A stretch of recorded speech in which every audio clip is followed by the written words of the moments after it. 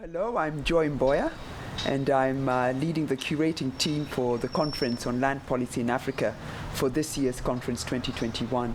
I think this is really an exciting moment because the conference converges with the African Union theme for the year, which is the year of culture, heritage and arts.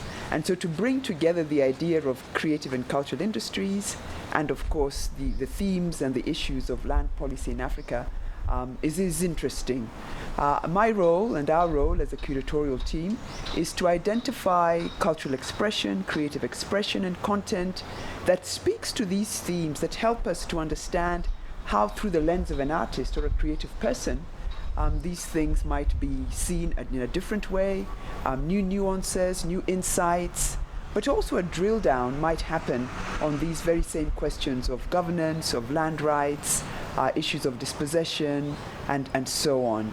So what we've been doing is to try and create a platform or a space where parallel and integrated with the conference, participants are able to interact both, of course, with the scholarly academic presentations that will be made, but also look at some of those issues through the lens of artists and creative persons. So because the continent is huge, we're trying to see how do we include a broad range and the diversity of the artists that we find on the continent. I mean, when you look at the forms that we express ourselves in today on the continent, of course we still have heritage and culture.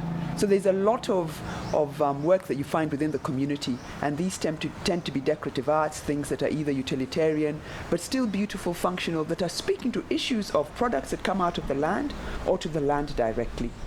Things like buildings, creating space and so on. And then of course there are artists who work in film, there are artists who work in photography, there are artists who work with paintings and sculpture, there are artists who work in craft and design and fashion and so on. So we're making a selection of artists who represent all of these forms from across the continent, from the north, the south, the east, the west and the central. So when we're looking at the west, one artist that I think is very exciting who comes from Ghana and whose work we will reference is Ibrahim Mahama. He's an installation artist. If you're looking at the south, one artist that I would love to be able to discuss is actually a woman who has passed on, but a traditional painter coming from the Ndebele nation. Her name is Esther Malangu.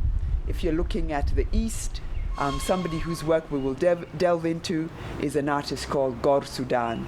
And if you're looking at the north, a little bit north, we're looking at photographers coming out of Ethiopia, coming out of southern Sudan, and so on. So we had a wide diversity of artists whose work speak to these themes, sometimes laterally and sometimes very directly.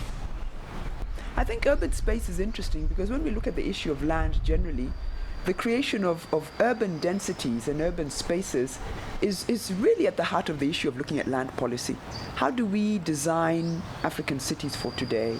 And when we look at the continent, of course, we're a collection of new nations and new cities, and we're trying to see how do we inhabit these spaces in a way that work for us as contemporary Africans. So the issue of how do CCIs, how does creativity interact with the creation of urban space, I think is particularly important. And it's important at many layers. One, of course, is design. And architecture, as we know, is a core creative expression. And architecture, urban planning helps us determine and decide how do these spaces and these settlements look like?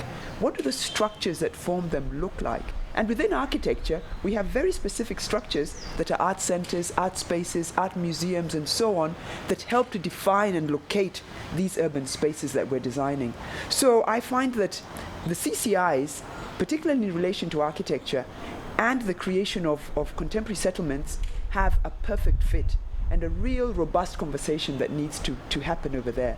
When we look at Nairobi, for example, in all of the neighborhoods of Nairobi, spontaneously, artists have actually created spaces of creativity. Art centers, some of them very simple, some of them a little bit more complex, but it speaks to a need that the creative edge, the creative expression is something that needs to sit within community, that needs to be embedded within community, just as much as we're sort of saying that we need hospitals, we need banks, we need parliament buildings, we need commercial structures and so on. How do we create a holistic urban space, a spatial design that integrates these needs, these desires, these uses for contemporary Africans today?